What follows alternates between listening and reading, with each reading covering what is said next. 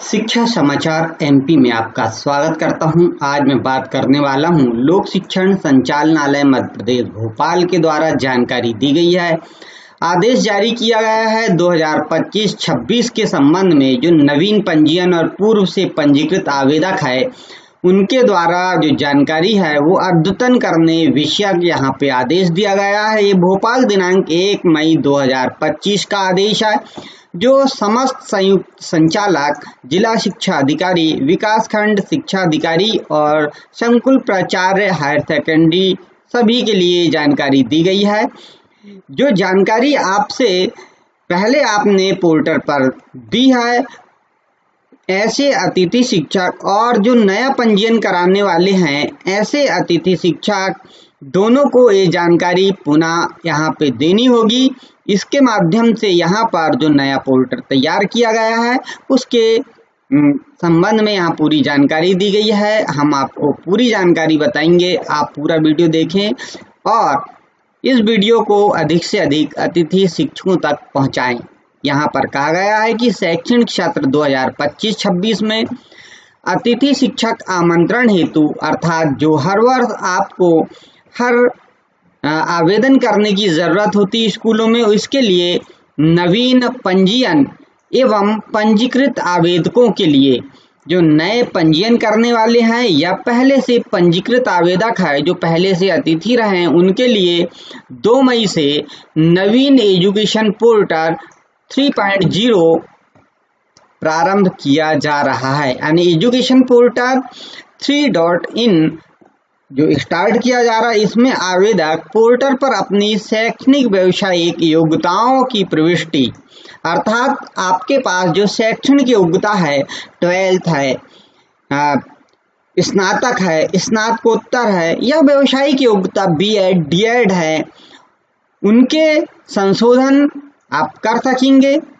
अतः आवेदक निम्नानुसार कार्यवाही यहाँ पर आपको करनी होगी। क्या कार्यवाही है वो पूरी देखिए।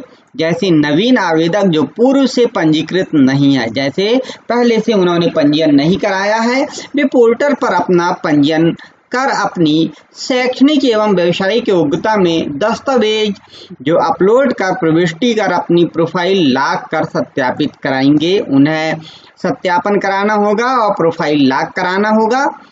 पूर्व से पंजीकृत जैसे जो पहले से अतिथि शिक्षक रहे हैं ऐसे आवेदक को अपनी जानकारी में संशोधन चाहते हैं, अपने दस्तावेज अपलोड कर जानकारी को अपडेट कर अपनी प्रोफाइल लॉक कर सत्यापन कराएंगे। यदि आप उसमें कोई दस्तावेज को डॉक्यूमेंट्स को अपलोड कराने चाहते हैं तो उसे अपडेट करेंगे और प्रोफाइल को लॉक करेंगे।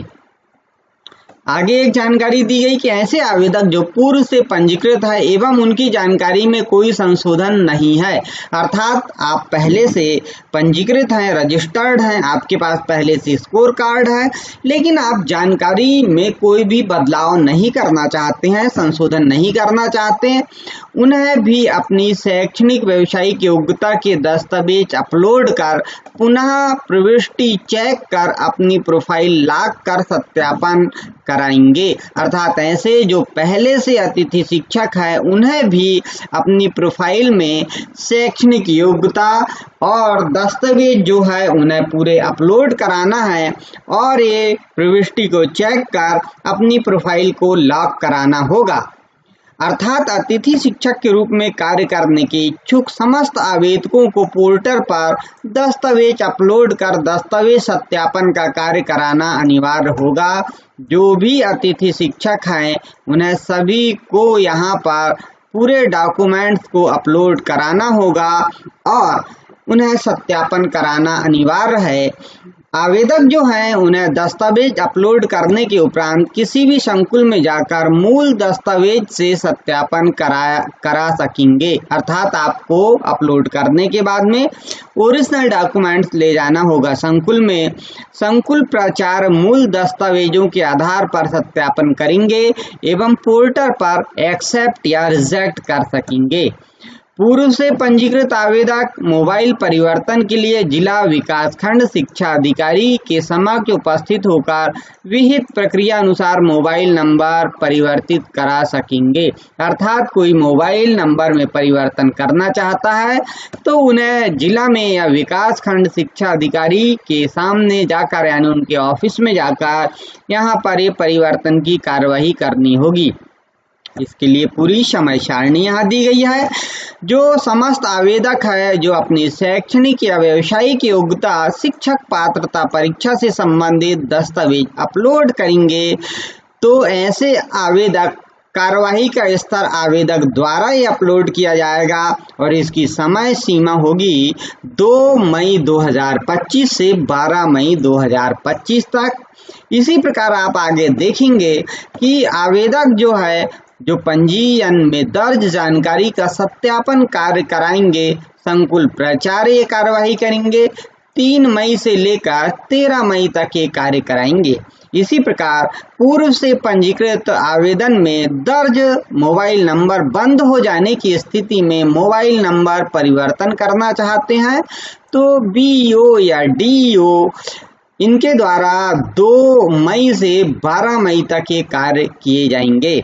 सामान्य निर्देश जो दिए गए हैं इन पर हम चर्चा करते हैं कि समस्त आवेदक द्वारा नवीन पोर्टल पर दस्तावेज अपलोड एवं सत्यापन कराना आवश्यक है। समस्त जो आवेदक हैं जो भी अतिथि बनना चाहते हैं उन्हें पोर्टल पर पूरे डॉक्यूमेंट्स अपलोड कराने होंगे और संकुल में सत्यापन भी कराने होंगे।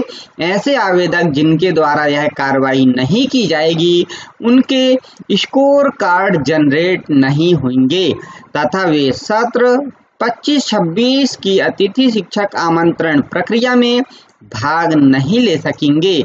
यहाँ पर स्पष्ट कह दिया गया है कि समस्त आवेदकों को ये कार्य कराना है।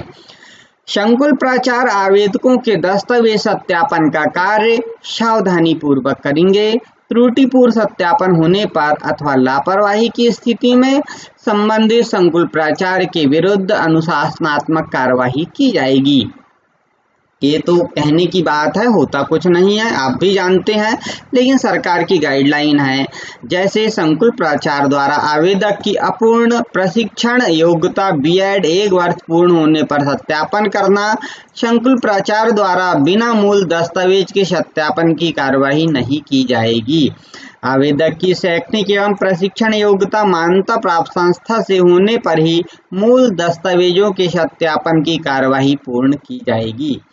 उक्त कार्यवाही का स्थानीय स्तर पर व्यापक प्रचार प्रसार करें जिससे नवीन पंजीयन एवं पूर्व से पंजीकृत समस्त आवेदक पोर्टल पर दस्तावेज अपलोड करने, संशोधन प्रोफाइल में संशोधन करने एवं अपडेट की संपूर्ण कार्यवाही कर सके।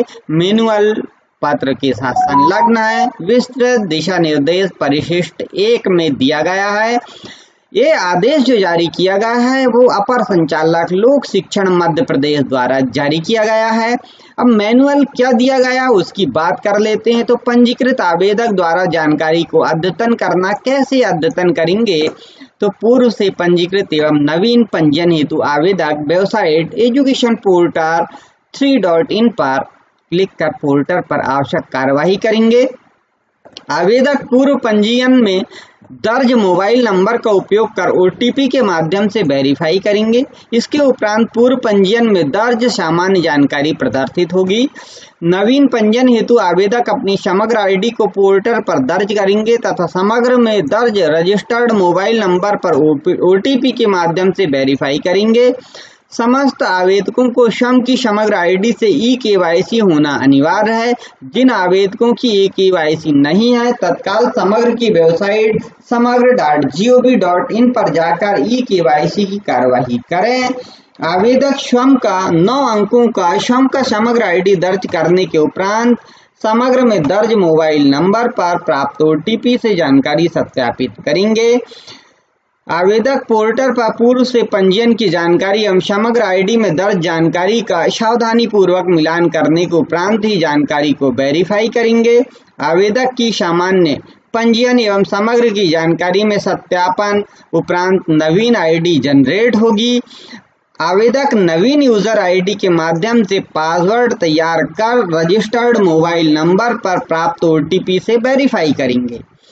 आवेदक द्वारा दस्तावेज अपलोड की कार्यवाही कैसे की जाएगी? तो नवीन आवेदक अपनी प्रोफाइल में शैक्षणिक व्यावसायिक योग्यता, मध्य प्रदेश शिक्षक पात्रता परीक्षा 18 एवं उसके उपरांत उत्तीर्ण की जानकारी दर्ज करेंगे तथा समस्त दर्ज जानकारी के दस्तावेज अपलोड करेंगे।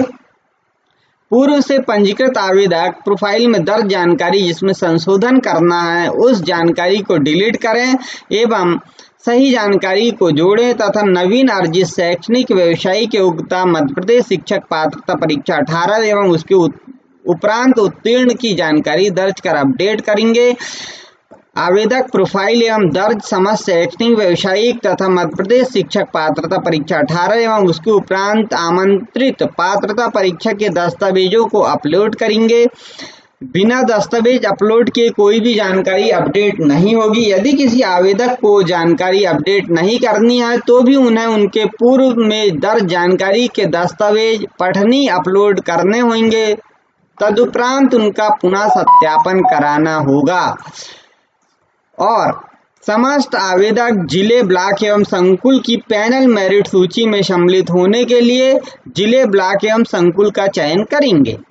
आवेदक द्वारा जानकारी दर्ज करने एवं दस्तावेज अपलोड करने के उपरांत ओटीपी के माध्यम से प्रोफाइल लॉक करेंगे।